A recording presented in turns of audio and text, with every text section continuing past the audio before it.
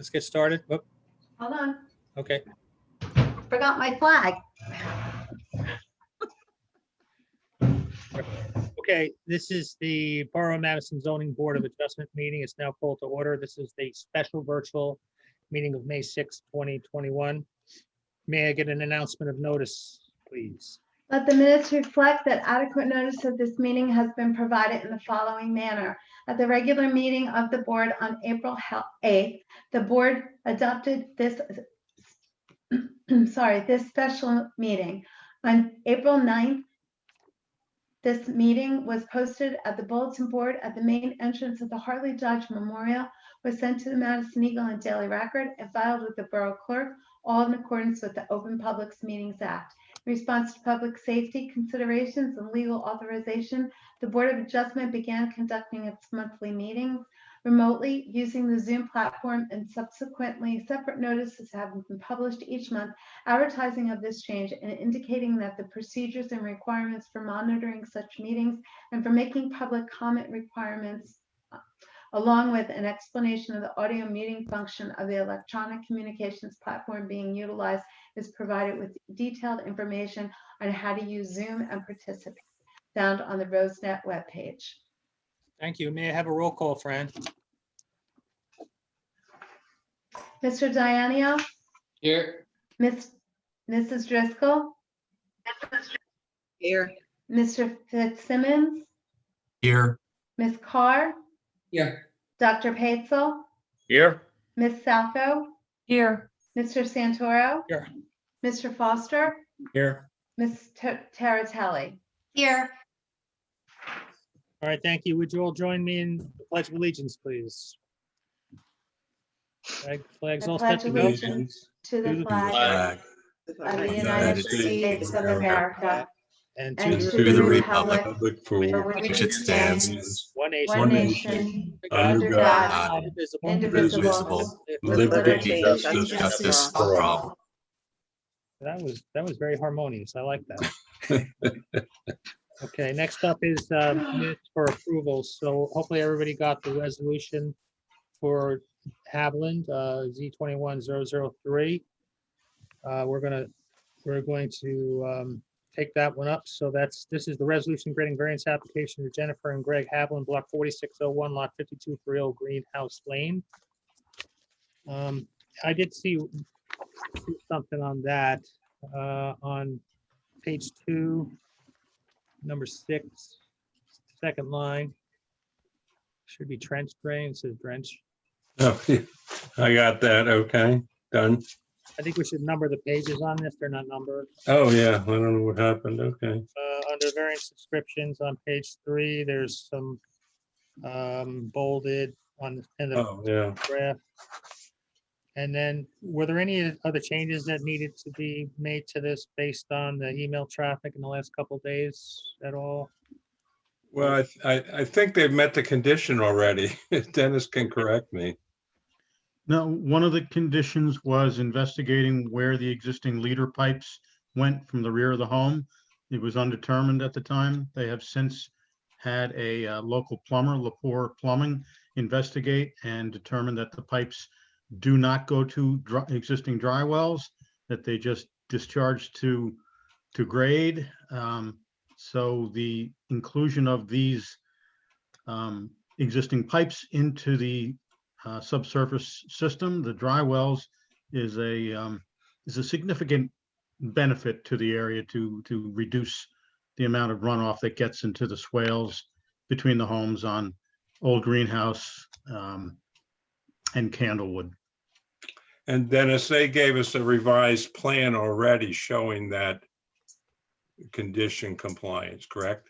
Yes, that's correct. They had always shown the pipes, the roof runoff and drainage pipes connecting to the system. Okay, So that was not necessarily revision, but now it is, confirmed. yes, it is accurate as to the Okay, confirmed existing conditions. that's fine. Okay, so we're all right. The only other thing I'd say, I think it doesn't have my name on the resolution as having voted, and I did participate and vote for the resolution or for Okay, the go ahead, your name. approval. Well, at least it didn't say Fitzpatrick. Yeah. Okay, any other changes? Nope. Okay, so all in favor of this resolution with the changes discussed, please say aye. Aye. Aye. Opposed? Okay, this resolution is adopted.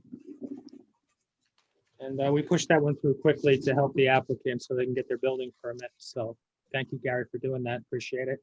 Right, and the other two will hopefully be ready for the next week. Okay, thank you. All right, so the other resolutions are not ready. We'll get to them at the next time we meet. So on scheduling the procedural matters, case number Z21-004 Donato, 241 Woodland Road will be heard on June 10.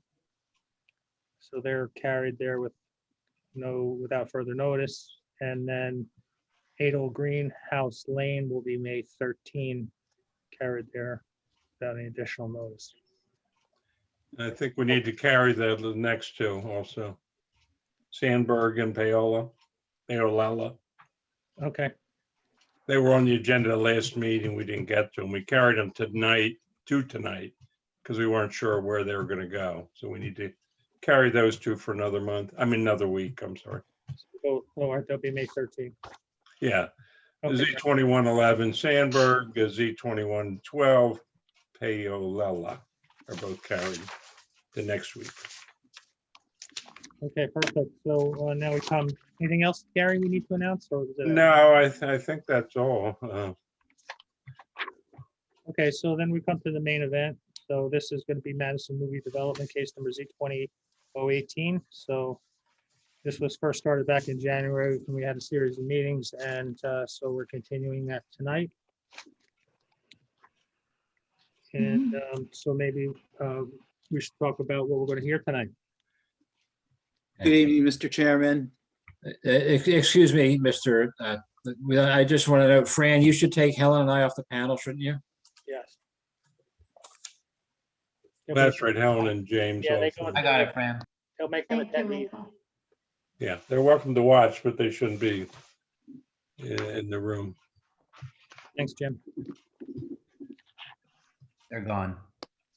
Okay, great. Thanks, Michael. Okay. Good evening, Mr. Chairman, board members, board professionals. Peter Wolfson of Dave Pitney for, as the chairman indicated, the continuation of this hearing. We were last before you on April 8th. Prior to that hearing, the applicant had submitted several exhibits to address some of the board recommendations, as well as ongoing negotiations with neighbors. At that hearing, Mr. Keller testified to those proposed revisions and answered questions from the board professionals, and Mr. Simon on behalf of the objector. A couple of quick housekeeping notes for the record. At the April 8th hearing, Mr. Keller presented and testified to an exhibit that was marked as A2. There was some confusion as to whether it was a new exhibit that had not been submitted prior to the hearing. After reviewing our correspondence with the board, we have confirmed that the applicant had indeed submitted that exhibit as required by law in advance of the hearing, and that it had been posted on the borough's website for public view prior to the hearing. In any event, as you'll hear tonight, there are further refined exhibits, hopefully final exhibits reflecting improvements on neighbor lots that supersede those exhibits and reflect in totality all improvements proposed on neighbors' lots. Secondly, in addition to the lots which are the subject of the application based on the common driveway, those being lots 11, 22, 23, and 24, you've heard a lot of discussion regarding lots 10 and 12, which are not part of the application and which have no improvements proposed on them. Just for the record, we want to confirm, and Mr. Keller will confirm as well, that all neighbors within 200 feet of all of those lots, including lots 10 and 12, which are not part of the application, as we submitted it, did receive notice on the application. As I said in advance of tonight's hearing, the applicant has submitted additional exhibits that reflect further and we hope final agreements with the adjacent property owners, which have had input from the board professionals, and Mr. Keller will be here to present those final exhibits. The applicant has worked with the board and its professionals to improve the situations on the neighbors' lots. While the applicant cannot completely rectify all of these multiple decade historic conditions on those adjacent lots, the applicant certainly has diligently worked with the neighbors and the board professionals and the board throughout the process and is proposing significant improvements over existing conditions. I'd also like to acknowledge, since our last appearance, that we have received the additional reports as follows. Mr. Harrington's technical review number 4 dated April 28, 2021. Mr. Stern's substantive review memo on planning number 4 dated May 2, 2021. And an environmental commission memorandum dated May 3, 2021, which enclosed a prior memorandum of March 9, 2021. We will address those issues that we believe are open from those and certainly look forward to any questions that may come out of those. As I said, I'd like to present Eric Keller, who has testified on multiple occasions before you on both our site engineering and our traffic. He then would be available to questioning from the board and the public. And then we hope to call Paul Phillips, our planner on the project, to present planning testimony in support of the relief that's part of the application. So thank you for indulging me with those preliminaries, Mr. Chairman. If you have no questions or need nothing further from me, I would recall Eric Keller. No, I think that's perfect. Go ahead. Thank you, sir. Eric? Yes, sir. Good evening, Eric. How are you, Peter? I'm well. How are you? Good. Okay, so you've been sworn and you've been qualified and you've presented a bunch of testimony. And as you heard me say in the opening, you've had the opportunity to present yet further updated exhibits based upon multiple conversations with neighbors as well as board professionals. Is that correct? Yes, that's correct. Okay, and these exhibits were submitted in advance of tonight's hearing. Yes, they were. Okay, can you share your screen and take us through those final plans for the neighbor lot improvements? Certainly. So what is on my screen is sheet 4 of the site plan set. This sheet is entitled Layout, Grading, and Utility Plan. It is dated, last revised April 23rd, 2021. I've skipped over sheet 3, the site prep plan, because the only revision that was made, there were only minor revisions as to removals on lots 22 and 23, and clarifying that the width of the temporary walkway across the frontage of the site was 5 feet. So really not much to cover there. On sheet 4, much of what's shown on here I testified to last time, but I will go through it. The main change that we made, and I'm going to zoom in a little bit, and this is to the parking lot on lot 22 and 23. As I testified to at the last meeting, we had the borough, myself, the representatives of Saxon, and Mr. Romanelli met out at the site to discuss the parking lot, how it was laid out. And I gave a broad overview of what we were doing. This plan illustrates the outcome of that meeting, which Mr. Romanelli had a couple additional comments subsequent to us resubmitting. So this plan has been accepted by Mr. Romanelli, and we believe hopefully is our last go round on this. And this also incorporates some comments from Mr. Harrington and from Mr. Stern. The access driveway into the site, the gate control is unchanged. The parking along the north side of the parking lot adjacent to lot 12 is essentially in the location that this parking occurs today. In this striped out area near the entrance gate is a utility pole, which is why it's striped out. We have 2 bollards there so that the cars hit the bollards instead of the utility pole. Hopefully they don't hit anything, but we are providing still the timber guide rail along the north side of this area because we do not provide curb. We are providing an infiltration trench along this entire northerly edge of the parking lot, which then turns on the eastern side and wraps around because this lot slopes in a southwest to northeast direction.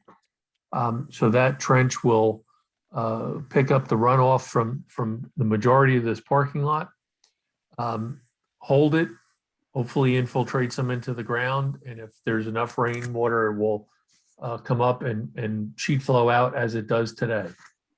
We've also connected, there's an existing roof leader that comes down along the side of the building and today just discharges onto the pavement. We're going to pick up that roof leader, pipe it across the parking lot and into the infiltration trench. So that portion of the roof water will also go into that. We are providing a domed area drain for that so that any overflow will not back up in the pipe and will come out the top. We are also providing a 6-foot high PVC fence that will extend behind the guide rail from the edge of the sidewalk over and connect to the existing PVC fence that's along the property line between lots 22 and the adjacent lot. It'll be of the same height and size and dimension as the fence that's back there today. The fence that's along the shared driveway will remain a 4-foot high decorative aluminum fence.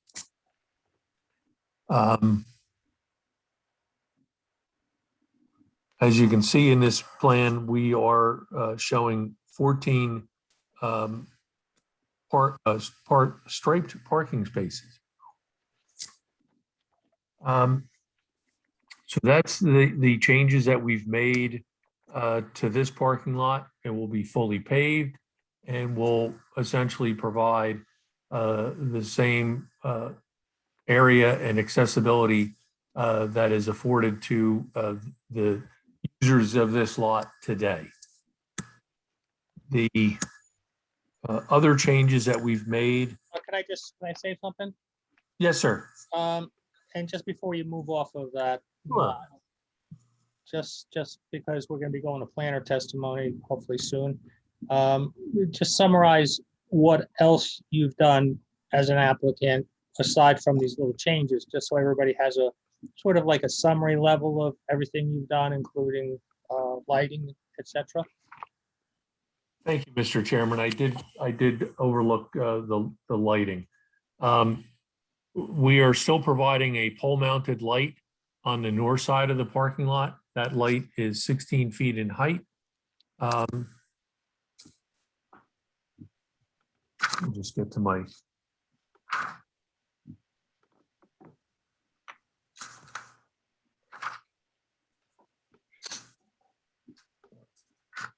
And Mr. Stern had raised a point in his last review letter before the last meeting that the pole-mounted fixture on the south side adjacent to the building might conflict with the raised platform at the back of this building. Mr. Romanelli also raised that point. So what we've done is we've shifted that light to the west. It is now building mounted, and that's located above the stairway. And it provides, as you can see on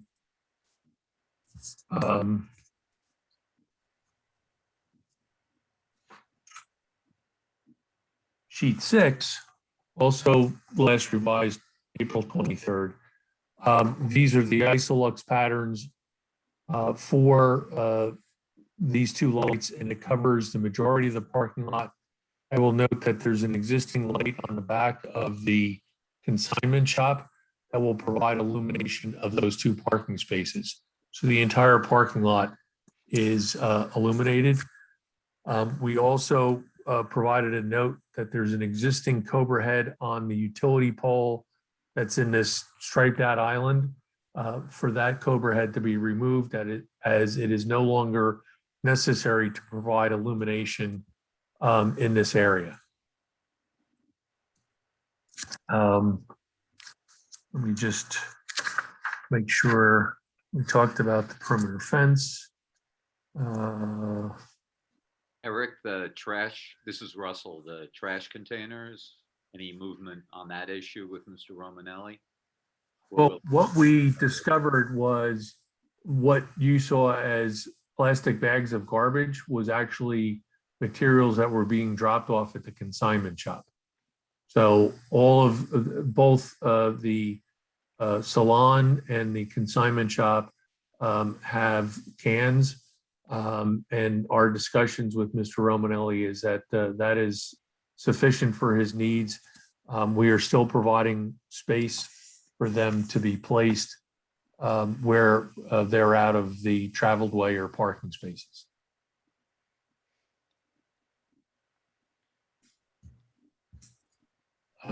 The other thing I just want to touch on is that we did place, and this was a comment from Mr. Harrington, we did place a sign at the, as you leave this parking lot, the parking lot for lots 22 and 23, saying that you can't make a right-hand turn, and that you have to, therefore, you have to go left.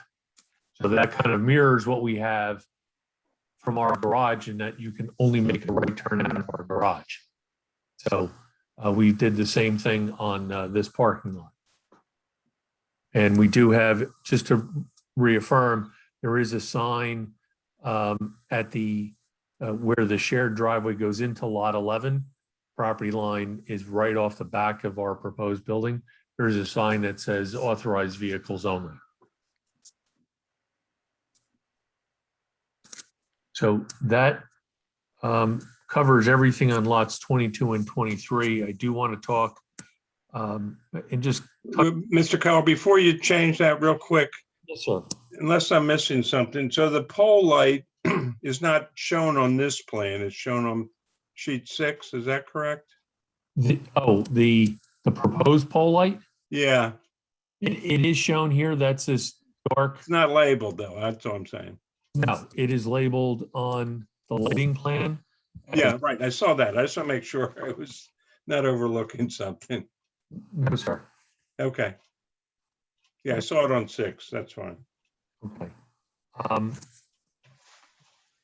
Is there anything else anybody have a question on the board or the board's professionals about this part of the site plan? Oh, I'm sorry, I have one other question. On the area to the right of the drainage trench, it shows there's a concrete area straddling the lot line. Does that just remain unchanged? That's correct. That's Is that used by the neighboring property? yes, sir. Oh, okay, but it's on this lot. Okay. So I'm Yes. not- So my question is that you previously had a landscape area between that residential building to the right and the Romanelli parking lot on your plans. Has that all been eliminated now? Yes. In place of the landscaping, we're putting a 6-foot high solid PVC fence. Yeah, I think this necessitates, I think there was a variance maybe called out previously for the amount of landscaping. I think you partially addressed it. Now you're not addressing it. So it's just some additional relief. I think you required 1 shade tree. That's just some additional relief. Correct. That's necessary. Yeah. Yeah, there's just there's no room left to do Could you that. just explain to us why that green area was eliminated? Well, that was a big concern for Mr. Romanelli of accommodating his tenants. I mean, currently the edge of the pavement, broken pavement, gravel area extends generally to where this proposed pavement line is. If you go out there today, you will see some wheel stops and area. So that is an area that is used for parking, and Mr. Romanelli was very concerned about reducing that because that takes away from the needs of his tenants. So he, as part of the agreement with Mr. Romanelli, was to provide the same amount of parking as is provided today. So to provide the buffering to lot 12, we put in that solid PVC fence. So, which, I mean, there's nothing there today. There's a couple of shrubs that we think that the neighbor put in on Mr. Romanelli's property, or actually on lot 22, on what's listed as Spingham. But there is really nothing buffering the two uses. And so we've put in the fence. Okay. And you have said that basically that's where existing pavement is, albeit broken pavement. That is correct. Okay, thank you. You're welcome. Okay, so why don't we move to the next area? Yes, sir. Okay, so the other area, and again, I testified to this the last time, is we have provided underground piping that connects to the two dry wells outside. All of the roof drains will connect in, which is noted on our plans. I think we have to update Mr. Gertler's plans so that his plans show the roof drains coming into this, which we will do. Obviously, we need to coordinate. As far as that coordination between our plans, Mr. Gertler's plans, we have noted that the enclosure for our property is a masonry enclosure with the details on the architectural plans. And at this east face, which is the access in, is a metal louvered screen wall system with doors. We also, one change that or clarification that we've made is that the double doors that are provided, or double gates, I should say, will have an automatic closing mechanism so that we don't have to rely upon somebody closing the door after they've gone in there. It will close automatically. This also, what we have changed since the last set of plans is the shaded area at the back of the building reflects the area to be milled and resurfaced, which will encompass access aisle to the enclosure. It will encompass the fenced-in enclosure that we're providing for the Lot 11 refuse and recycling containers.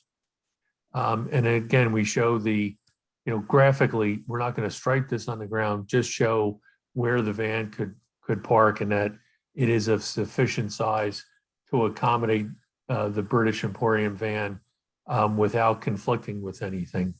The enclosure that we've shown, we had shown that as a 4-foot high fence with slats. When we met with the Mr. O'Brien, the DPW director out there on April 7th, he was satisfied with this. He says this works with the borough's corridor, and that having an open side would facilitate their ability to pick up cans and for the residents to store materials in there. I think it was Mr. Stern had, somebody had raised a question about increasing the height of that to 5 or 6 feet. We're happy to do whatever the board feels is appropriate. We thought 4 was enough because it's just cans, garbage cans and recycling cans, but we're happy to change that to 5 or 6 feet. Mr. Stern, what do you want? I think at a minimum, it should be increased to 5 feet just because of the proximity to all this new residential housing. And I've seen on those containers, there's been stacking of other materials on top of those containers. So 5 to 6 feet, I think, would be appropriate. And I mean, for me, 6 feet is fine, as well as 5 feet. And I think there's also my recommendation to at least, albeit not put in a concrete block, decorative block type of structure, but at least, you know, a PVC type of fencing that would complement what's going on behind the Romanelli's property. It just makes it a little more decorative than chain link fence with slats. That's my recommendation for that area. I understand they don't want to gate it, and with Mr. O'Brien, I guess allowing that or supporting an ungated facility, that's fine. But I just think it's the fencing, the enclosure should be decorative. Can we do that? Just communicating with the applicant, so we'll get an answer and I will put that on the record. Okay, good. Yeah, because my sense is that you're making a lot of great improvements to lots 22 and 23. You've got decorative fencing all down the road there, the driveway. And why not just make it all consistent, fairly consistent and nice?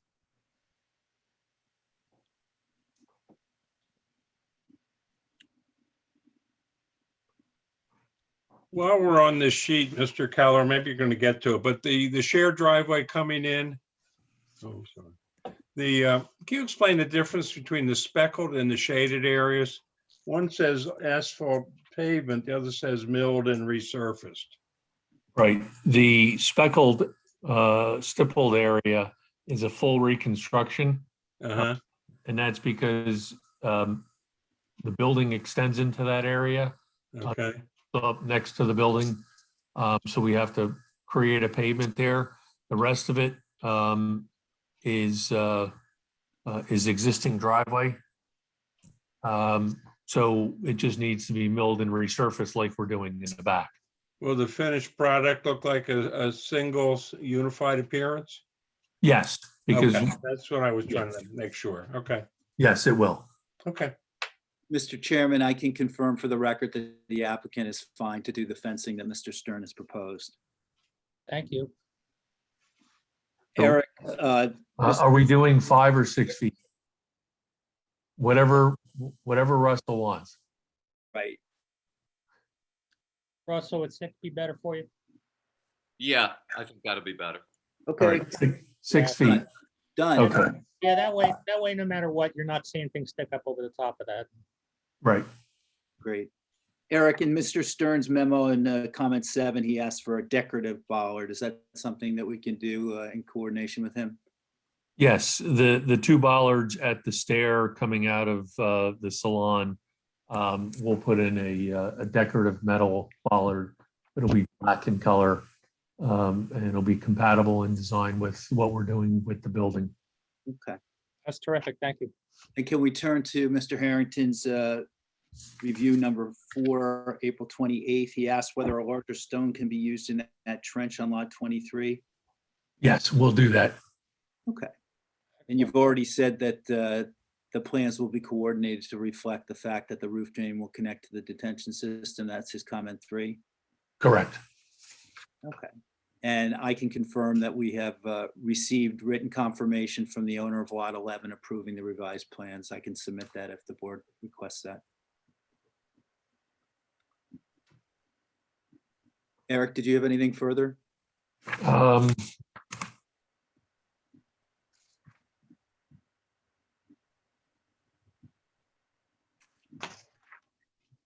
No, that's everything. Okay. Mr. Chairman, in reviewing the transcripts, I believe that Mr. Keller was questioned on traffic in the past, but is available for engineering questions from the public. I know Mr. Simon is unable to be here tonight, and we understand we'll bring Eric back solely, we hope, just for the cross from Mr. Simon, but our understanding is that there will be, oh, I'm sorry, there's one other issue. There was a question from the Environmental Commission as to whether the HVAC units can be electric. Can we confirm that they will be? Yes, the HVAC units for the building will be electric. And I think we were advised that the applicant is still considering what the fuel source for the interior appliances will be, right? Right. That's They're correct. responding to the Environmental Commission's request for electric HVAC. Correct. Yes. Sorry, I forgot that. So in any Nope. event, my understanding, Mr. Chairman, is that Eric is available for civil engineering cross, having been questioned on traffic in the past. Okay, so just want to make sure that the board has satisfied itself with any questions at this point. So for the board, do you have anything else? Okay, so then we should go to the public then to see if the public has questions, correct? Okay, so Fran, get ready. What we're going to do now, just for the interested members of the public, this would be one of the opportunities to ask questions of a witness. So this would be an opportunity to ask questions of the applicant's engineer. And so I just want to kindly remind you that this is an opportunity for questions, not statements that would come later in the process. We're just trying to get to the facts and make sure we have clarity as to what's being presented.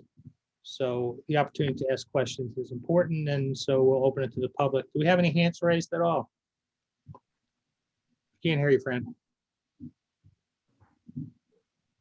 You're muted. There were no hands raised. Okay, so we'll close the public portion. So should we go to the next stage then? That would be, Mr. Chairman, I have another witness, as I indicated, Mr. Phillips. Can I just for the record confirm that the public was given an opportunity to ask engineering questions of Mr. Keller and that we're closed to the public except for Mr. Simon? that's right. That's correct. Thank you. Is that good, Gary? Gary, you're muted, buddy. Yes, I heard that said. Yeah, they were offered and no one raised a hand, according to our secretary. Okay, there we go. Thank you. I'd like to call Paul Phillips, our planner. Yes, please do so. All right, let's swear Paul in. Do you solemnly swear testimony you're about to give will be the truth? I do. Okay. Good evening, Paul. Good evening. How you doing? I'm doing fine. Awesome. So can you just share briefly your educational professional background, including licensures? Sure. I'm a principal in the firm of Phillips Price. I've been practicing as a planner in New Jersey for approximately 4 years. I'm a licensed professional planner in the state. I'm a member of the American Institute of Certified Planners. I do hold a master's degree in urban planning from Hunter College. My firm advises several dozen municipalities in New Jersey, and that would include boards on planning, zoning, and redevelopment. I've been accepted as an expert in over 250 municipalities in the state, including before both the Madison Planning and Zoning Boards. And I've appeared and been accepted as an expert on numerous occasions in the Superior Court of New Jersey. Thank you very much. We'll accept them. Thank you. Mr. Chairman. Paul, I know that you have prepared testimony in support of relief that is part of this application. Are you prepared to share that with us? Sure. Thank you. So just to kind of summarize, we've had a lot of testimony, but the application before the board is to demolish the existing building, which is located at 14 Lincoln Place, the former Madison Theater, and to construct a new multi-story building with a lower level parking area. The first level or ground level of the building would accommodate about 1,800 square feet of retail commercial space. The remaining portion of the first level would accommodate apartment units. The second and third levels would also accommodate apartments. There's a total of 24 units that are proposed, 4 of which would be set aside for low and moderate income households. And as I mentioned, there is a lower parking level that would consist of 24 spaces, which equates to 1 space per dwelling unit. In terms of the zoning compliance, the property is located in the borough's CBD1 Central Business District. That zone does permit apartments as a principal permitted use, but only over stores or offices. Since the proposed development does include apartments on the first level or essentially over the lower level parking, the application does require a D1 use variance, again, as these units are not technically physically located over stores or offices. The applicant is also seeking a number of bulk variances, which I will address as well. Let me begin with the D1 use variance, and the board is certainly aware of the standard of proof. The applicant needs to satisfy positive and negative criteria.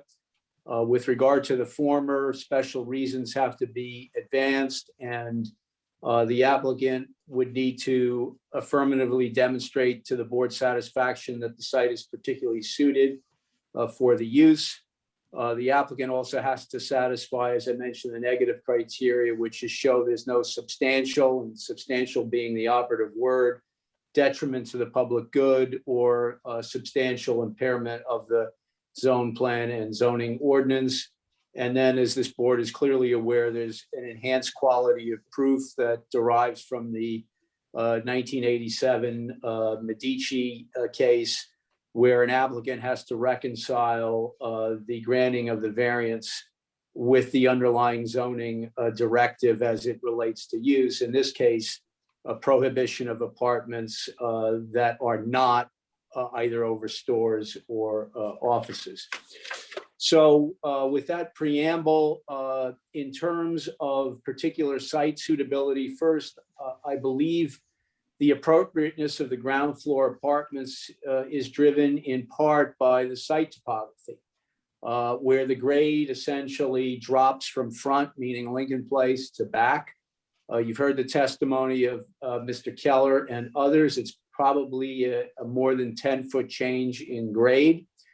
This essentially allows for below building parking to be basically integrated into the design scheme, and to be done so without exposing any such parking along the Lincoln Place frontage. Also, as a practical matter, the ground floor apartments are not really ground floor apartments as viewed directly from the street, and particularly in front of the building where there's retail space on the ground floor. The apartments are essentially located over a parking level that is only exposed on the side and the rear yard. But I think probably most importantly, the design scheme does provide for the ground floor commercial space along Lincoln Place so that the street remains activated as the CBD1 zone intended in prohibiting ground floor apartments.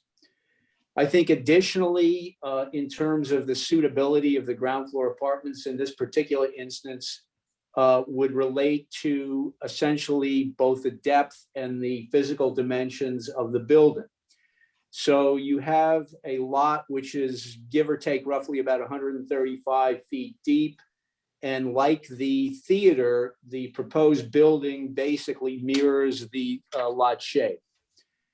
So if you were to devote the entire ground floor to retail commercial use, you would have roughly about, and I'm rounding, about 9,000 square feet of space basically for retail commercial use to go to market with. This is a significant amount of floor area, particularly in today's market, and particularly for a single user.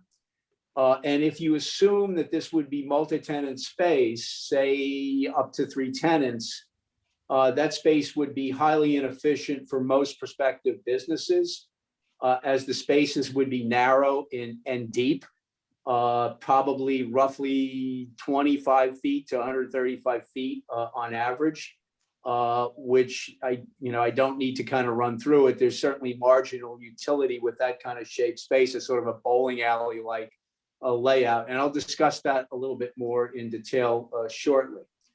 I think this would be especially problematic given the challenges that retail landlords are already facing in the marketplace, and kind of creating potentially a situation where the owner could not find tenants to occupy such a large space, either one tenant or multiple tenants. And certainly, I don't think it would be in the best interest of the borough to have empty stores in a downtown location such as this. In terms of advancing the purposes of zoning, I think the D1 use variance would advance purposes G and I. And in particular, recognizing the unique characteristics, physical characteristics of this property.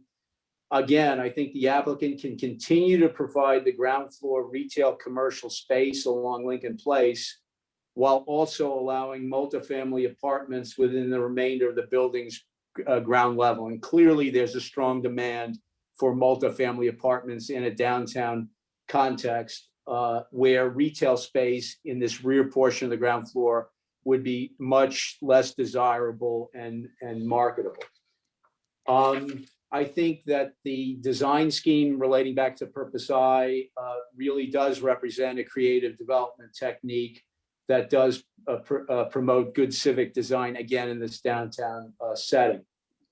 Regarding the negative criteria, I think the use of the non-street facing ground floor retail space for apartments will not result in substantial detriment to the public good or substantial impairment of the zone plan. Again, with regard to the former, the apartments will not be exposed along the Lincoln Place frontage. And depending actually on one's perspective, they may or will appear to be actually the second level of the building due to the grade change. Also, the granting of the relief given these particular circumstances, in my opinion, will not otherwise undermine the ordinance prohibition of ground floor apartments in the CBD 1 zone generally. And as this board is aware, each particular application has to stand or fall on the merits. I do want to address an issue which was raised by Mr. Stern, the board's planner.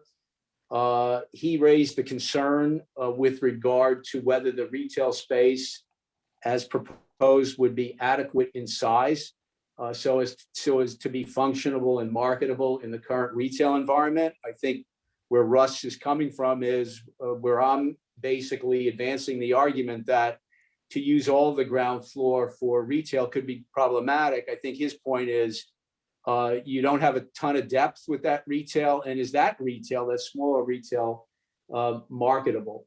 And Russ had asked the applicant, and specifically me, to do a survey of the downtown to see whether there were any existing ground floor spaces of the depth and size that we are proposing here. So I did do that. I did a visual survey, and I did supplement that by looking at aerials of the downtown area to kind of address Russ's question. And I have to say for the record that this was not an exhaustive survey. I didn't do precise measurements. I don't think, and Russ can speak for himself, I don't think that was the intent, but rather it was meant to get a feel for what was the existing context in downtown Madison. And as you might expect, there's a wide range in the size of spaces, and it's driven largely by the size and dimensions of the building, as you again would imagine. And typically I found spaces probably in terms of depth of probably 50 to 70 feet deep, which is sort of traditional in a CBD setting. Some of the spaces were 100 feet or more, and again, mirroring the building depth. I did find several examples of storefront space that appeared to be in about the 20-foot to 40-foot depth range. But clearly, I mean, in answer to Russ's query, clearly this is the exception in terms of the existing context. In terms of the overall size of the space, it also varied with essentially with the width of the storefront. And in some instances, some of the storefronts were roughly only about 20 feet wide. So having said that, coming back to our proposal, we have provision for 2 retail spaces. We could basically find 1 tenant, but the depths range from about 26 to 28, 29 feet with widths of about 31 to 34 feet. And this would translate into, and I'm rounding, if it were 2 tenants, about an 800 square foot space and 1,000 square foot space, or about 1,800 square feet for single tenant. If you look at the single tenant space, 1,800 square feet, which in this case would have more width than depth, which is atypical, it would equate to about a 25 by 70 foot storefront, which is sort of typical in terms of the size of the space. But with that said, I think it's also important to kind of look forward, not just look backward on this, to take a look at trends in retailing and demands for retail space. And I think everybody's aware, number one, that the amount of brick and mortar retail space has been decreasing. Secondly, the size of the spaces has been decreasing. Much less of a footprint is now required for many retailers. Third thing that you're finding in the marketplace is that there's been a trend towards carrying limited, or in some cases, no stock on the premises. So the stockroom space is disappearing, again, which is used in those rear portions of the retail space. What's increasing is digital capacities. And you're now seeing sort of combinations of e-commerce and brick and mortar retailers, where much of the business, if not most of it, is e-commerce, but the retailer does want some physical presence. So again, the traditional rear portions of the stores, much less valuable, don't need as much store depth as has been historically the case. And smaller spaces are also more affordable for sort of startups and for store services that don't need much square footage. And you've seen some of the trends, businesses out there that, maybe offering a cooking class or a small showroom space. They would clearly fit in either 1 or 2 of these spaces as proposed. So I think bottom line, I think the retail configurations and the sizes should be adequate going forward. And especially in relation to the alternative, as I had discussed, which is sort of larger, inefficient, and deep retail spaces on that ground floor. Lastly, getting back to the D1 use variance, and specifically relating to the reconciliation under Medici. Number one, as I mentioned, the challenges that have been posed by e-commerce and sort of a changing retail landscape have rendered it much more difficult for retailers to attract tenants. And it's not just downtown settings. It's through the market generally. And as I mentioned earlier, by the same token, there's been tremendous demand in downtown areas like Madison for multifamily apartments. And here at 14 Lincoln, you talk about near the train station. This is not figuratively, it's literally a stone's throw from the train station. So I think the applicant's proposal is affirmatively responding to these trends. And again, critically, it's doing so in a manner that does maintain the ground floor retail presence on Lincoln Place, which from a planning perspective, as I see as the driving force behind the zoning ordinance provision, which we're seeking relief from. I would also say that, interestingly enough, in the master plan, the land use element was recently completed by the planning board in late 2020. That document actually states that brick and mortar retail stores have shrunk in size and number. That's acknowledged in the master plan. The other interesting thing that I found was that the plan basically indicated that, or acknowledged, and it acknowledged it for offices and not multifamily residential, but it did acknowledge that offices be encouraged in spaces without street frontage on the ground floor, which I think is recognition of the challenges associated, again, with trying to market significant amounts of ground floor space in the CBD to sort of traditional retail service providers. So for all of those reasons, I think there is a basis to grant the D1 use variance under these particular circumstances. And I think it can be done so without undermining the zoning intent as it applies to the CBD1 zone generally. As I mentioned, there are a number of bulk variances that are being sought.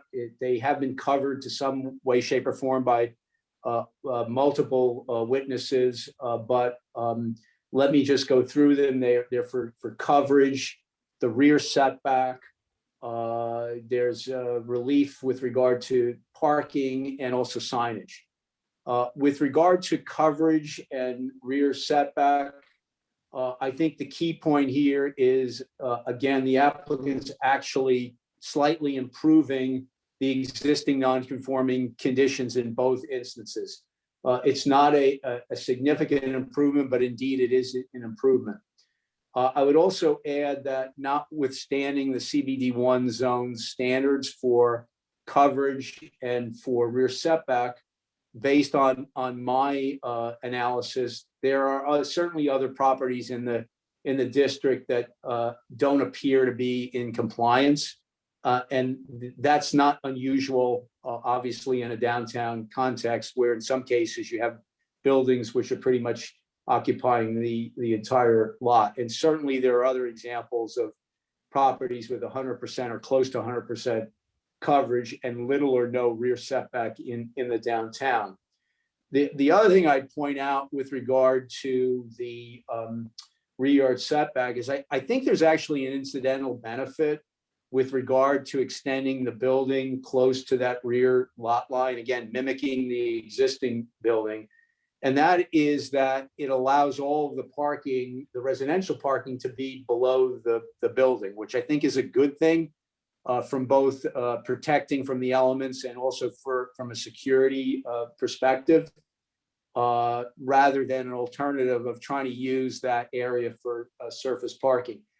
And yeah, that's a marketing issue to some extent, and it kind of adds value to my client's project.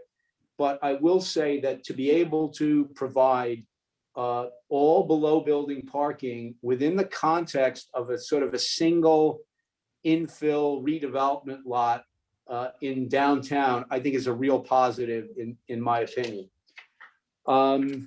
With regard to the number of parking stalls, I think Eric really covered that. I just would indicate that, again, we're in a downtown context.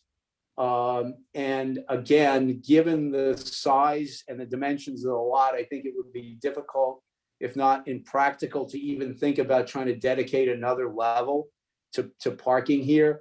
I'm not sure you could even access another parking without having to cut into the retail space on Lincoln Place, which I think would be a very bad thing to do. I think, all things considered, meeting the residential standard of one space per unit is actually appropriate here. And again, Eric went through RSIS and he went through the availability of visitor parking and even potentially overnight resident parking. I'm not going to belabor that. I will say that the master plan that I had referenced earlier does state that in addition to there being no or non-residential parking requirement in CBD 1, it does indicate that residential parking be at a ratio of at least one space per unit, which the applicant meets. And the land use element also has a reference to, I think it refers to it as car-free living when discussing both the CBD1 and the CBD2 zones. And the sort of last area of relief is for signage. And again, this was covered mostly by Mr. Gertler, but we're requesting relief from the total area we're allowed, as well as certain signs that are proposed that don't face a public roadway. I think on the area, I think most significantly, if you take out the areas that are devoted to the theater plaque and the building history plaque, the area for all the signs is 49.5 feet, and 50 feet is the allowable standard. So I think the applicant is meeting the spirit, if you will, of the ordinance. I also would add that I think the signage is actually quite tasteful, at least in my opinion.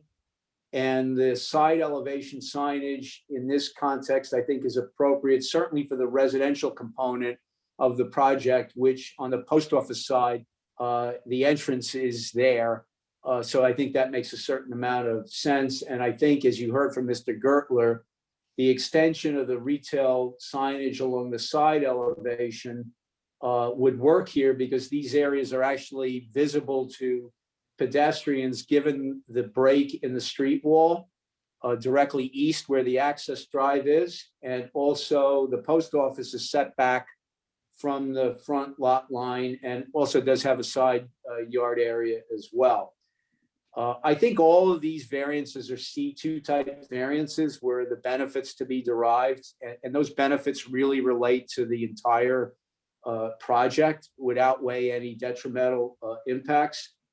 And I think among those benefits, at least in my opinion, is the replacement of what is now a vacant and unproductive and probably obsolete building that you can say what you want about it, physically or aesthetically, but probably in its current state being unused, it certainly is not inspiring visually. And again, in the heart of the downtown, and replacing it with a new mixed-use building that I think is largely in keeping with the borough's vision for the CBD1 zone. The other thing, and I think this is critical here, is this application, as you've just heard from Mr. Keller, involves numerous site improvements to adjacent lots that are technically rather part of the application. And just again, to summarize them as I see them, and I know Eric knows the specifics of them, but I've been through this process with the applicant all along, but improved and an expanded access drive, parking area, paving improvements, trash storage enhancements, stormwater and lighting improvements, and I think overall improved circulation and operations in these affected areas. So in the context of the overall project, I think these undertakings should not be underestimated. And look, it's easy for me to say I represent the applicant, but I know that the applicant has worked tirelessly with the adjacent owners in achieving these improvements. And I don't think they could otherwise be achieved to do this amongst all these property owners without having to do some type of redevelopment. And by redevelopment, I mean capital R redevelopment sort of consistent with the state's local redevelopment and housing law. So again, I think that we should not underestimate these overall site-wide and adjacent site improvements. And with regard to the C2 variance, in addition to the same purposes, A and G and I think A would also apply here, which is to guide development in a manner that promotes the public welfare. And that would include all the improvements that I just described. And I know I've talked a lot, but I'd like to address one last issue, if I may. which I know is going to be an issue that the board's going to discuss, and that's the issue of the number of stories here, and whether or not we're dealing with a 3 or 4-story building, and whether or not associated relief is required. And let me start that by just reiterating what Mr. Gertler spent some time on this, what his take and interpretation on this question was. And again, I think from Mr. Gertler's standpoint, and we all know that the ordinance doesn't have a definition for what he is characterizing as the mezzanine or loft level. And he shared with the board the definition of a mezzanine from the International Building Code. I do think that it was clear that based on that definition that this would not be considered a story, but rather a portion of the 3rd story. I believe Russ's position, and Russ is obviously going to speak for himself as part of this application, is that because the mezzanine or loft level has space between the floor and the ceiling next above it, it should be technically considered a story. So let me first restate the story definition in the ordinance. What it says is that that portion of a building included between the surface of any floor and the surface of the floor next above it, or if there's no floor above it, then the space between the floor and the ceiling next above it.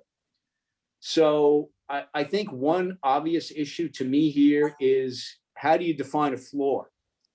Because floor is all in that definition of story. And of course, Madison, as most ordinance, doesn't have a definition of a floor. So I've looked into this, and if you look at most dictionary definitions of a floor, you're going to find a reference back to a story, which really doesn't help us here. But you'll find other definitions that say an area which supports either a room or rooms. And if you further look at definition of room or rooms, you'll find, again, more often than not, they're defined as being enclosed by walls. And here, the mezzanine loft is not fully enclosed by walls, as you know. It's open to the level below. I found at least another definition of a floor, and I'll read it, was a continuous supporting surface extending horizontally throughout a building, having a number of rooms, apartments, or the like. So if you look at these, Paul, yeah, that definition is not from the Madison Code. I'm fully aware of that, Russ. And what I'm trying to explain is the Madison Code cites a floor, and I'm trying to take the issue of floor, which is embedded in the story definition, and provide some insight on what a floor is. And based on what I've researched, is that a floor basically doesn't equate to the story in the Madison definition, so that a reasonable interpretation of the ordinance can be made, in my opinion, that that mezzanine level is not a story. That's my point. And obviously you'll get to comment on that. But even if you consider the mezzanine a story, I think there are mitigating factors here. Again, the spaces, they're open to the level below. I think the largest space in terms of the area is like 120 square feet. The applicant's not proposing any additional units. If you were to consider it a story, then they could otherwise produce. So they're not trying to get more density and more units out of it. And the building mass isn't changing. The building height remains within the ordinance limits in terms of the envelope vis-a-vis height. I think from a design standpoint, the applicant could actually eliminate the mezzanine and still, if he wanted to, whether it makes sense, I'm not going to debate, but the applicant can do that and provide sort of double or close to double ceiling height on the upper story with a double height window and stay within the zoning height limits. They can do that. The mass of the building would be the same. And I think the upper floor fenestration would not be dissimilar. I'd also point out, and you heard this from Mr. Gertler, that the mezzanine space, I think, is a nice feature, a nice amenity within the apartment. It kind of provides for appropriate work or office space and sort of an open setting, although it's semi-private. I think it's ideal work from home space, which I think is going to be desirable in a sort of post-COVID environment. So the point is that if the board were to determine that relief was needed on this, I don't see any significant impacts or detriment that would counter what I've just indicated as sort of the beneficial aspects of this space. And I'm sorry, I misspoke. I want to address the one last variance that Russ cited earlier, which is in his last report. There is a technical variance for the landscaping. There's a minimum 10-foot, I think, buffer requirement where non-residential use or development is contiguous to a residential use. And as he brought up, that's not being provided on lot 23, I think it is, to lot 12, which is a residential use. But I think, as Mr. Stern pointed out in his own report, that's an existing condition today. And I think all of the other improvements, including ones on lot 23, certainly would more than make up for this continued deficiency. And as you heard from Mr. Keller, the applicant is putting in a 6-foot high fence in this area as mitigation. So I think I've kind of covered all the relief that's being sought, and I'm happy to entertain questions.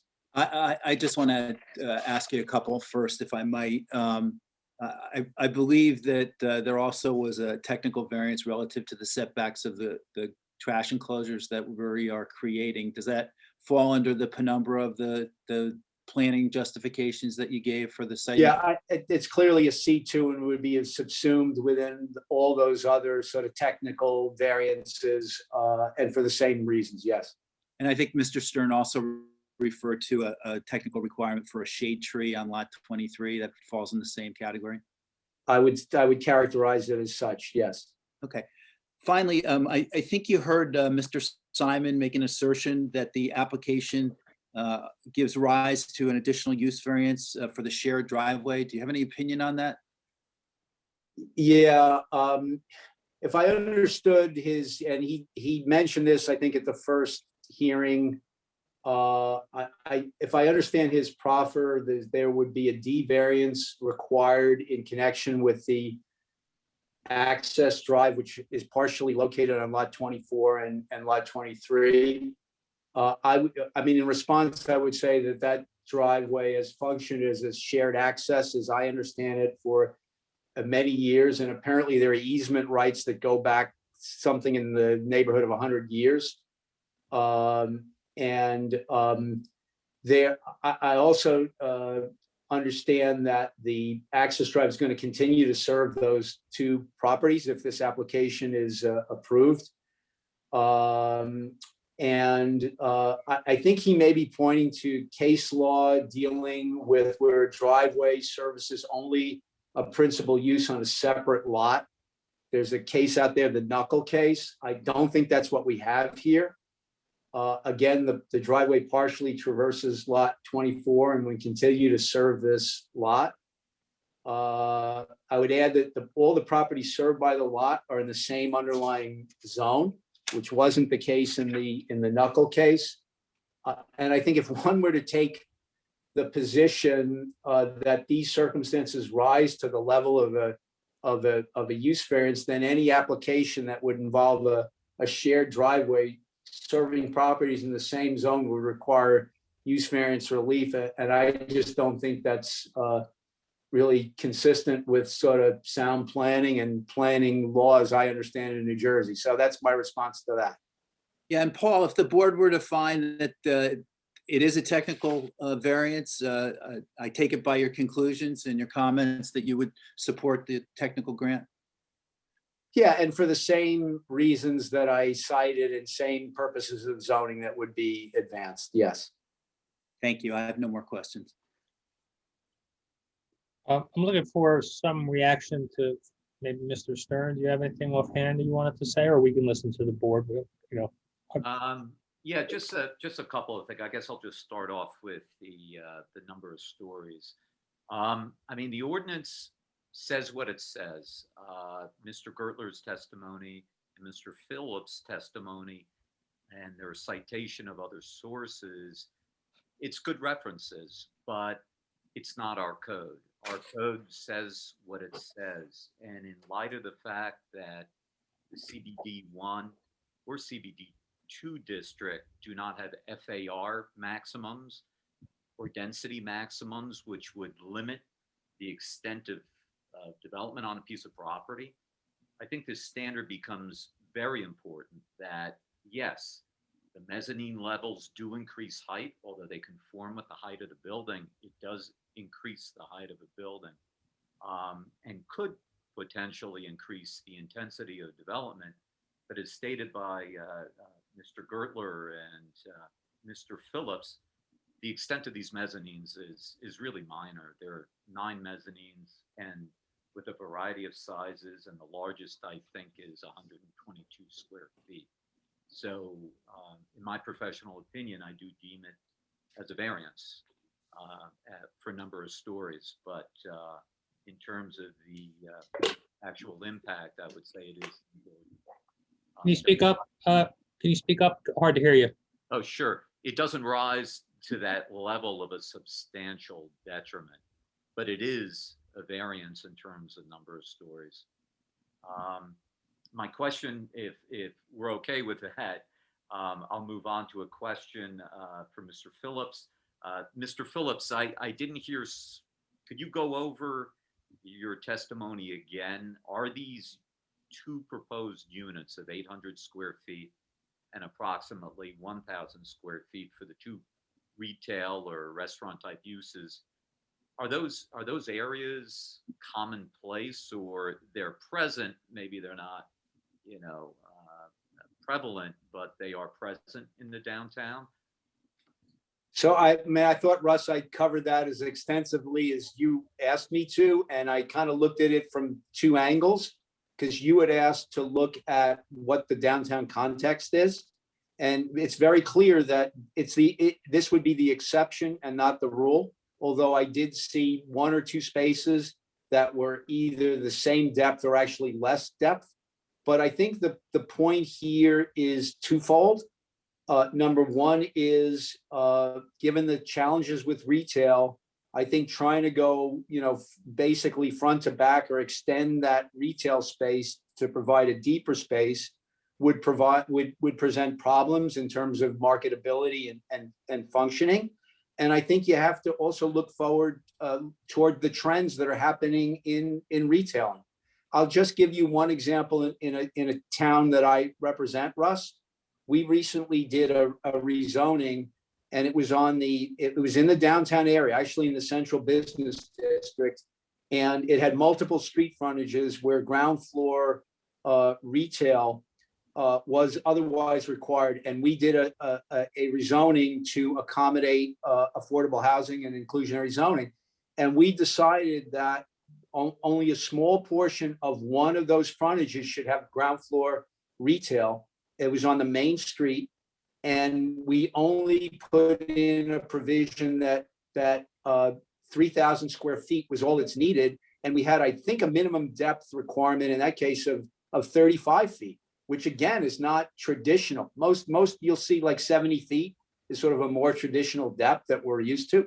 So we did that, recognizing the trends that are happening in retail. And this community, which is a community with a downtown, is like undertaking a downtown vision plan that's being done by another consultant. I'm part of the team, and I've heard these trends in retailing. And I tried to convey that to the board.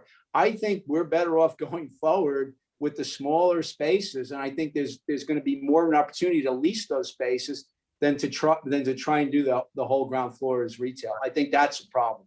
Right. To your point and to your testimony, the first floor area, which you said 9,000, whatever, 7,000 to 9,000 square feet, is problematic, and with our regulations, we don't even require parking for that. That's I don't think correct. I should be providing loading. I think there was some concerns expressed about loading. So anyway, did you look into the development of the Green Village School at all? Can I add something in there before you jump over to that? Sure. I just want to get to, this is really for both planners, because the big variance here, the key variance here is, having residential on the ground floor, right? And I would suppose that the purpose of that ordinance is so that you have retail in the front, right? So I don't see this a huge issue if you do have adequate retail in the front, right? And plus, and I think Mr. Phillips, that was an interesting point you made because of the slope of the lot. The residentials in the back aren't really on the ground floor towards the back. They appear to be more on the second floor. So my point being, having residential in the rear of the building, I don't think is a substantial issue relative to the ordinance. Do you agree with that? I do, and I think, Mr. Chairman, you kind of heard my testimony because I think you're kind of hearkening it back to me, but Russ can comment as well, but that's how I see the intent of the zoning. And I think we're meeting that basic intent by maintaining that and activating that retail frontage on Lincoln Place. Yeah, it'd be another story if you had residential across the entire first floor. Correct. Yeah. Comparatively, this is a very deep lot, and having that 100% retail on that first floor could result in some very negative unintended consequences. My concern about this particular variance is just that the retail space that is provided, that it be viable, that it not be vacant, that it be a viable space. But this promotes that retail facade. It has that retail look to it, which has been absent for many, many years. I'll leave it at that. Okay, good, because that's, I think, the most important variance we have here. So, I mean, that's it. That's what takes this application before the Zoning Board of Adjustment. Just the fact that they have the 6 rear units located above the parking lot, above the parking garage. I know that there's been some discussion throughout this application where we go off and we're talking about whether it's an extra story or not. But I just want to throw it out there that I don't really see that as a big deal one way or the other. Whether we call it a 4th floor or 3 floors, I don't see it as a big problem, because when early on, when I guess Mr. Gertler presented the heights of the building in downtown Madison, that document, and went through and pointed out all the 3- and 4-story buildings and the heights of those buildings. I think what's proposed here is, whether you call it a 3-story or a 4-story building, it's not out of character or creates any kind of precedent. Right. So, I mean, I went through that thing and actually tallied up the size of the buildings, and how many floors there are. There was 18 buildings on that sheet that was provided, and I just tallied them up, and I could see there's 6 4-story buildings taller than was proposed. Right, so even if you could take worst case, okay, let's call it a 4th story. There's a lot of taller buildings at 4 stories, so I don't think that's the rabbit hole we have to bother going down, to be honest with you. Thank you. I do agree with that, Chairman.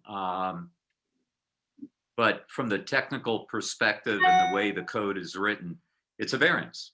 Yeah, And- no, I And I mean it, and Right. there is that importance in light of the fact that our code does not have a floor area ratio maximum or a standard for density.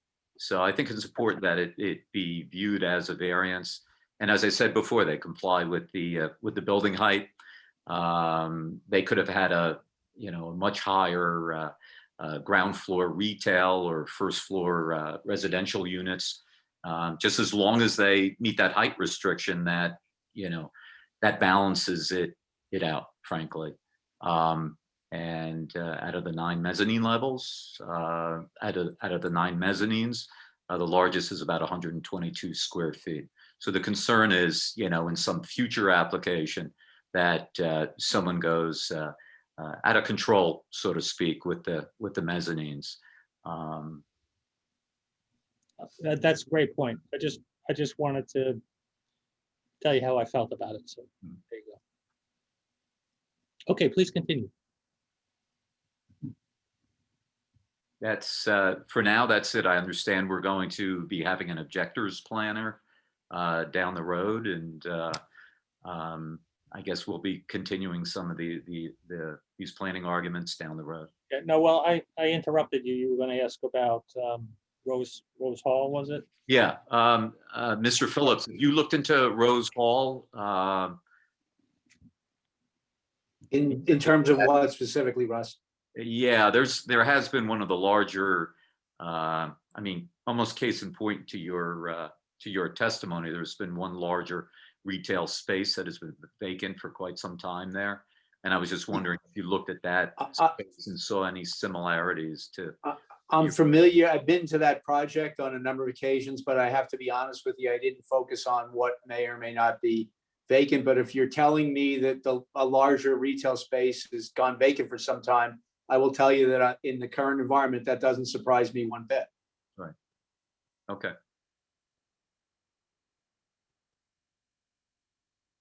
Okay, did you have other aspects, Russell, that you wanted to go back and forth on a little bit? At this point, I'm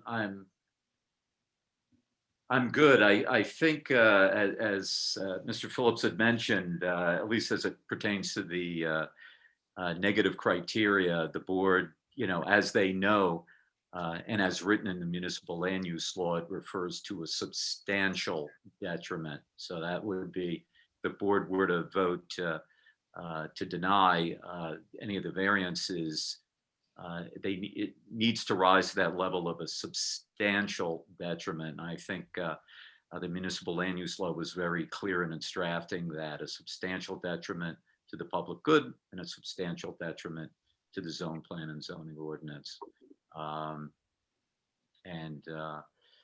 That's about it for now. I'll wait till the objector's planner testifies. Okay, then we can come back to a lot of things. Yeah.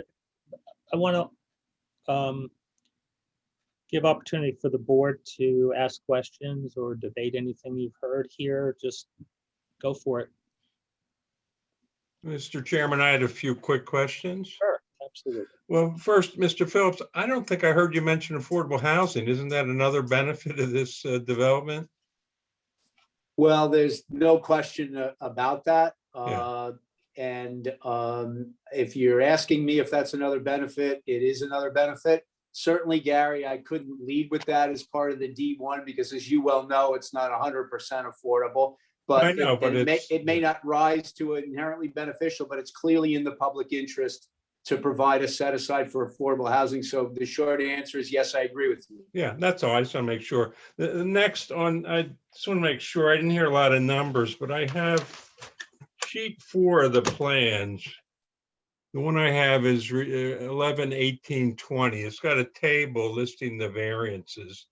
And maybe this is more for Mr. Wolfson.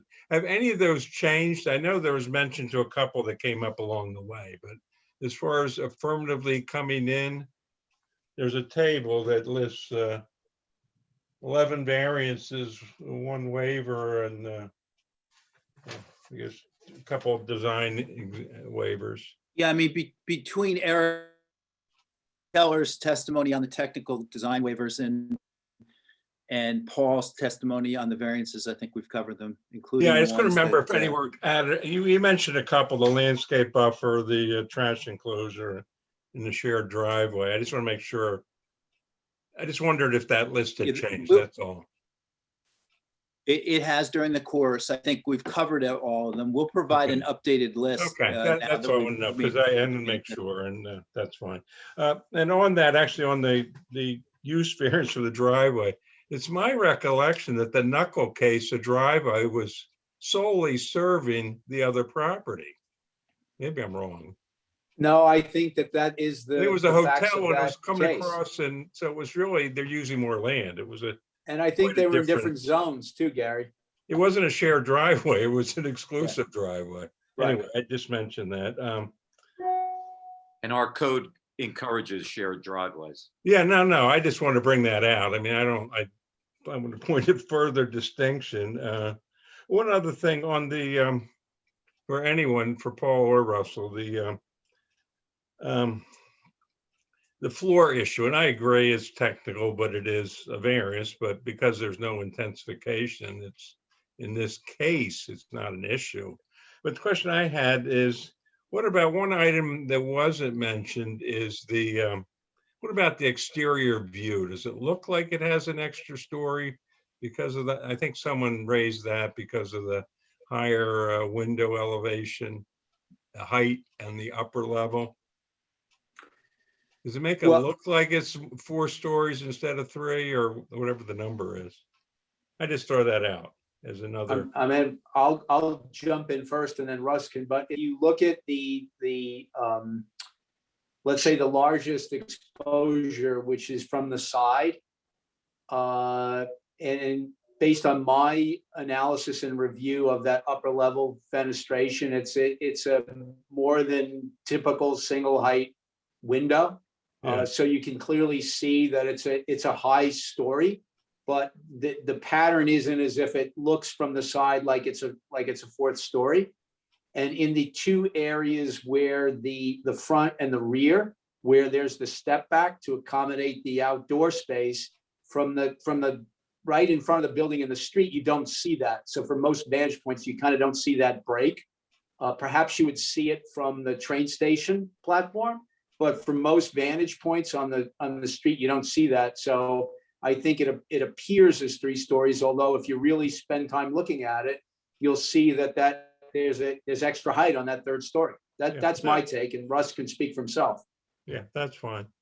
Yeah, I think some people will see it visually as a 4th floor. You know, But just I agree the that way the window panes are broken up. Yeah. I agree. The main issue is, does it intensify the use by adding more floor area? And in this case, I don't think it does. I Right. think that's the biggest factor for the story limit, is because there's no FAR. And this really isn't a factor in this case. So, thank you. That's all I had. Yeah, and I did notice, looking at the master plan, that CBD 2 requires that the 3rd story be set back, which is not required in CBD 1, but it's done here, which I think is good. And that lessens, I think, the impact on the street. Yeah. For what it's worth, I think the 2017 downtown study was actually looking at the potential for increasing number of stories to 3 to 4, but I don't know if that's been followed through in the 2020 master plan or not.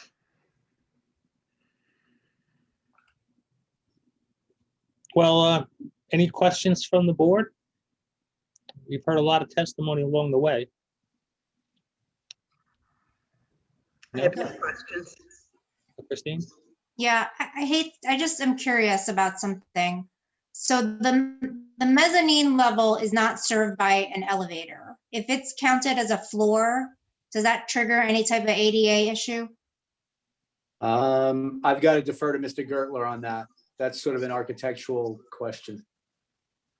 I'd say no, because the elevator, once you get above the ground level, your elevator anyway, it's part of the unit. It's part of the Part of unit. the individual units. It's not and on that, I forgot to mention, my view is that the floor is a floor. It's what you walk on. It's not a story, it's a floor. And I think in that definition, that's what floor is used for. I agree, sometimes it's first floor, first story. But in that definition, it's between floor and ceiling. The floor is what you walk on. It's plain English. But anyway, I move on. Russell, I don't know if you agree or not, but To me, it was So, great I'm- as I read it. yeah, no, it is. But anyway. if the ceiling, I think that I'm struggling with the fact that it pops up from what is otherwise the roof. Right? It's not So- it's not between two roofs. It kind of pops up and there's the recessed area. No, it has its own ceiling. The unit, But- does. The so unit does, That but ceiling, so there's a ceiling under it for the part of the apartment under it. So there's a ceiling in the floor, I but, think. but depicted the space that's available for the roof is between mezzanine pop-ups. I don't right? follow the pop-up part. I mean, it's Okay, just, there's a recessed roof. Am I reading the green part wrong? I'll let, I mean, another way to look at it is it's creating additional floor area. It's creating additional floor area. You have a toll unit, and within that toll unit, part of that unit has a second floor that's open to below. right. it's, sometimes you call it a loft, I think is another terminology that's used. It's part of the apartment, but it's not a separate bedroom. It's not enclosed, so it's really not, it's more floor area, but it's not really intensifying the use as I perceive it. I mean, Russell, tell me if you disagree, but No, I'm in agreement with you. Okay. there. It's like I said, these the spaces are minor. They provide access also to the balconies. The concern is maybe another type of application comes in under the same circumstances, but has a mezzanine level that's more than 50% of the size of the floor below it. And then that would be a further intensification of that use. So in this particular case, it's an amenity. And when you view the 2020 master plan, it does look into a diversity of housing types and styles. And this adds a design feature that I think some people would find desirable. And they do manage to keep it within the building height limit.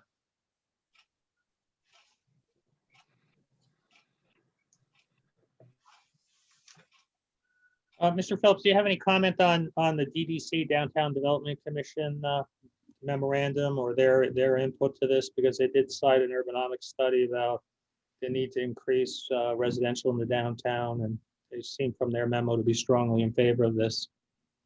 Yeah, I mean, I think my sense is that was sort of supportive and for the same reasons. And certainly you've heard my take on the strength of the markets in a downtown context to accommodate additional multifamily housing, and to Gary's point, which has an affordable housing set aside. So I believe that my testimony is consistent with that position, or vice versa.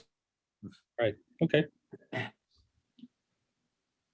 All right, so is there anything more to present from the applicant relative to planning testimony? That's it, Mr. Chairman. Okay, and there's no further questions from the board on planning? Okay, and Russell, you're good for now? I'm good for now. Thank you. Okay, so then I think what we should do is then have an opportunity for the public to ask questions of Mr. Phillips, the witness.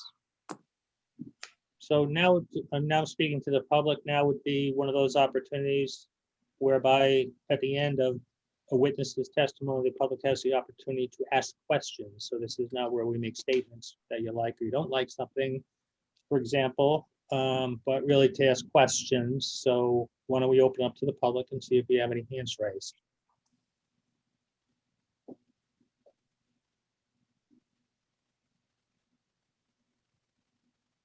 I can't hear you, Fran. We got one, Chairman. We're on now. Okay, so for the person that has their raised hand, we'll allow you to speak, and what you'll need to do is state your name and address, please. Dorothy O'Brien, 38 Crestwood Drive, Madison. Welcome. Please ask your question. Yeah, the statement concerning the use of the commercial use for the first floor. Mr. Phillips, you had stated that, you know, that the building is currently a stone's throw away from the train station. Couldn't that space be used for other uses than stores, such as a movie theater space, which is what's currently there now? Well, I mean, in theory, it could be used for that, but that's not part of this application, as everyone I think is aware, is it's now been some time since the theater has been there. And this applicant is looking to basically redevelop that site, and I would characterize it as being largely consistent with the mandate of the CBD1 district, with the main exception being that we do have on the ground level rear apartments. But I think, again, as I mentioned, the critical thing is we're maintaining that retail presence along the street frontage of Lincoln Place.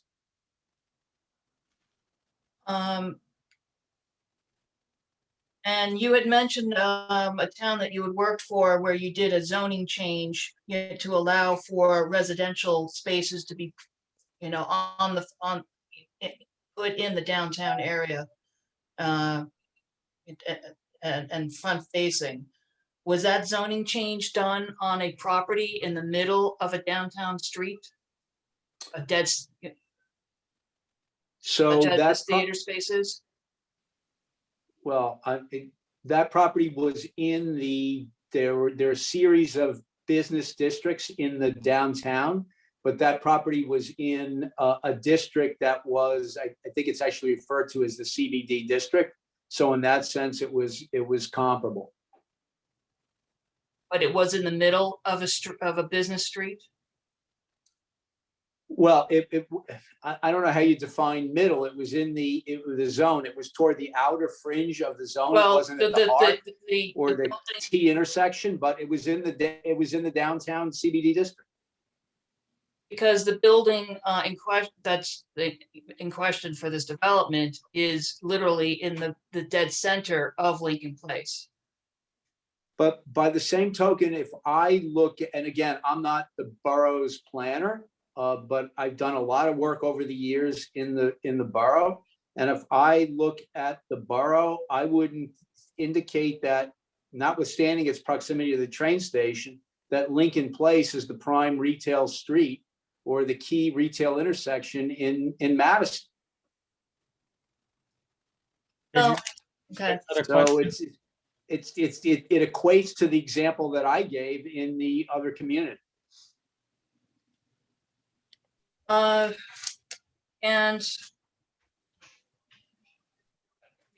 again, going back to uses for the retail space, assuming that a variance was not given for residential on the first floor, could that space not also be used for, because it is a stone throw from a train station?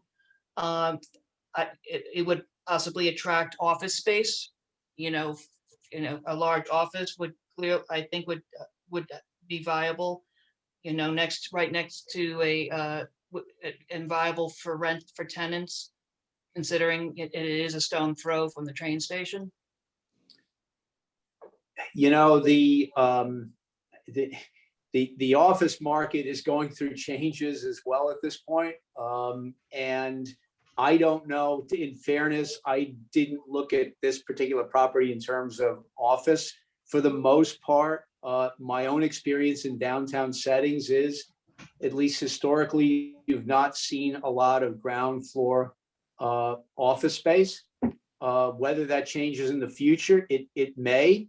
But I think the key here is what we are proposing is largely consistent with what I view as the zone scheme. And I think that this application represents an appropriate balance between trying to get productive uses on the ground floor of a very deep lot and building, while also maintaining and activating that street frontage. And I think this application achieves those goals.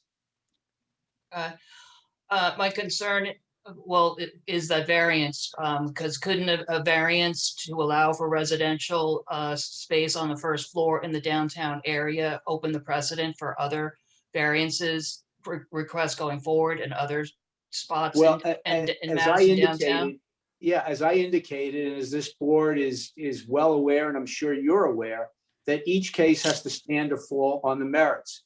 I have set forth what I believe are the unique characteristics of this property that really get to the point that this proposal kind of makes sense, given the grade changes and given the depth of the lot. Some other property maybe that wanted to do ground floor apartments may want to do that without doing retail in the front, or it may not be such a deep lot where they want to do residential on the entire ground floor. Those are different circumstances. And again, I'm saying this a little bit in a vacuum, but I don't think those particular scenarios kind of are within the spirit of the CBD 1 zone regs, at least what I think they're trying to achieve by having that prohibition of ground floor residential. Okay, Is there any last questions you have? yeah, just one more, and again, concerning, possible uses for a entirely commercial space on the first floor. Couldn't that space be rented for a recreation use? Because again, being a stone's throw from the train station, you had mentioned the bowling alley length. I mean, that would be one possible recreation use, gymnasium. I just think did you look into recreational uses for, renting commercial I space don't and have recreation? I don't have the zoning in front of me, and I'll defer to Russ, but I don't think recreational use is permitted in this zone either on the ground floor or otherwise. I could be wrong, but. Okay, Recreation facilities, commercial or private? Okay. Permitted uses. So no, the applicant has made a proposal which it believes makes sense, given the zoning, and it's putting in its proof requirements, and the board will hear all the testimony and it'll make a decision accordingly. But we did not consider recreational, no. Okay, those are all my questions. Thank you. Thank you. Thank you. Okay, any other hands? There are none, Mr. Chairman. Okay, then I'm going to close the public portion. And let's see. What's next, Gary? Well, I think Mr. Wolfson indicated that Mr. Keller can come back next week to answer questions. Any further questions from Mr. Simon? Is that correct? Yes, Mr. Keller was able to rearrange his schedule so we could keep making progress. So he would be available. Mr. Keller's been closed to cross from the public, but Mr. Simon had reserved, with the board's blessing, an opportunity. So that's what we would propose to do next Thursday if the board can accommodate that. And beyond that, Mr. Phillips is not available next week. Paul, are you available on June 10? That's the next currently scheduled meeting of the Board of Adjustment. It's the second Thursday in June. Yes, I am. Yeah, Okay. that's going to be very important, because what I'd like to do on the 13th is, wind up all the engineering aspects, the crossing of that, and then get to the objectors planner, get that on the record. And then, are you there, Peter? Are you available for that, or you're not? Next week. 13th.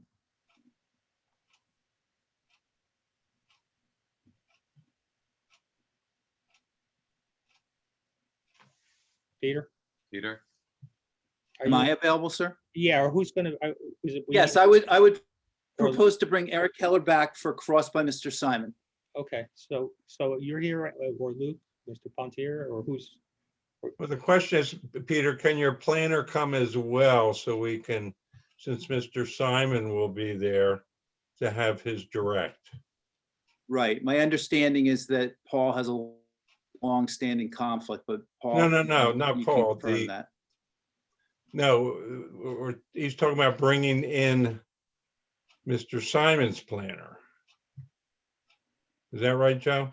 Yeah, Mr. Simon would be. I mean, Peter, you're, except for cross of Mr. Phillips by Mr. Simon, you're done. Is that correct? Well, and then wrapping up Mr. Keller. Right. Simon's Cross of Keller and Paul Phillips is all that remains from our side. Right. I'd Is there like a to reserve reason the why- right, depending on what the objector case is, to rebut that testimony, but we'll wait and see. Yeah, absolutely. And that's what I was asking is, when Mr. Simon's planner speaks next week, one of you or another attorney will be there to listen to that, or you won't? Sure, if we get through Mr. Keller and Mr. Simon's Cross, if they want to present their planner next week, we'd be there to listen for sure. And Okay, depending on time, Cross. Okay, that's all we're trying to determine. And yeah, and because, in terms of planning this out, I don't want to make this our life's work, right? It'd be great if in June, perhaps we can bring this to a conclusion. That would be great. okay. Okay, So that's So we're carrying this this application to next week. Now, we do have some residentials on the agenda for next week. We'll have to decide how to proceed with that. They're carried as of now. And if we're going to hear Mr. Simon's planner, then maybe we'll do a special to wrap up the other residentials. We can Yeah. talk about that next week. Yeah, that might be the way to go there. If Because I we're- want- So we can wrap it on June 10th conceivably. Yeah, so if you wouldn't mind speaking with Mr. Simon, because it's going to be important that he be in attendance for the June meeting. Yeah, I can reach out to him tomorrow and then we can see where we are timing wise. Okay. All right, I don't think he's available this week. He was going to a wedding, family Oh. wedding. That's why he's not here. Oh, tonight. but he is available next week. Okay. Yes, So I won't be able to call him tomorrow perhaps, but I'll call him Right. Monday. yeah, Or send him an email. He can reply to an email. Perhaps. Okay. all right, terrific. So, So go ahead. till the 13th at 7:30 without further notice, is that correct? Right, we're carrying you to the 13th at 7:30. If we're at a minimum to wrap up questioning of Mr. Keller and hopefully start the direct of Mr. Simon's planner. Perfect. That's All the right. goal. Okay, Onward and forward, right? yeah. Thank you so much. We appreciate your continuing patience. Thanks. Have a Thank good night. Thank you. good night. So I guess, Joe, we have no other business, right? Because Oh, I think we're winding up a little early. it's 9:30, so it's not like it's that early. Just like the night off. Okay, so, How are we going to proceed with the residentials for May 13th? we'll probably need to schedule a special for that, because we, Well, won't- if Mr. Simon's planner's not available, then we can maybe make some progress with them. We'll have to see. yeah, I thought, As they- of now, they're on for that, what's the 13th? As of now, they're on. yeah, We'll- I think he told us last time that, that him and his planner are available for the 13th. I know he's available. I remember that much, so we'll just have to see. Rob planner testimony, I wrote that down, so that's what I. But if that's the case, I'm suggesting that on the 13th, the board can consider adding a special meeting for the residentials, which could be the fourth Thursday, which is what we've been using. And I didn't get the sense that these were going to be very complex either, some of them, so they could go. No, I don't think so either. I'm And I'm not concerned about being behind, put it that way. We can. yeah, no, we're, Quickly. we haven't been waiting too long, I don't think. So that's where we are. We'll find out. We'll figure it out. All right. Well, thanks, Russell, also for another great meeting you've given us. Appreciate that. And Russell, you'll be back Thursday next week, right? Yes. before, and then I know you're away after that, and you've calendared the 9th, I'll and be 10th, available. whatever that meeting is. I lose track of numbers. The second Thursday in June, you're planning to be here. Correct. Okay, that's fine. Yeah. 'Cause if we had a meeting for the residentials, you don't need to be there. So, okay. Thank you. We'd like to have you, but you don't have to be there. And then Dennis, also thank you for your continued attendance next week. We appreciate that. And Fran doing a good job. And Michael, thank you, Michael, for keeping an eye on this meeting for us. Got it. Greatly appreciated. All right, so is anything anybody wants to mention at all? We got the annual report out. Any issues or anything you want to talk about? Everybody's super happy to get the night off. All right, so any last word from you, Gary? No, I think we've covered it. We're ready to go next week. Okay, awesome. All right, so can I get a motion to adjourn? So moved. Second, Second. all in favor? Aye. Aye. Opposed? Okay, this meeting is adjourned. Take care, Good night. everybody. We'll see Bye, you. Good night, everyone.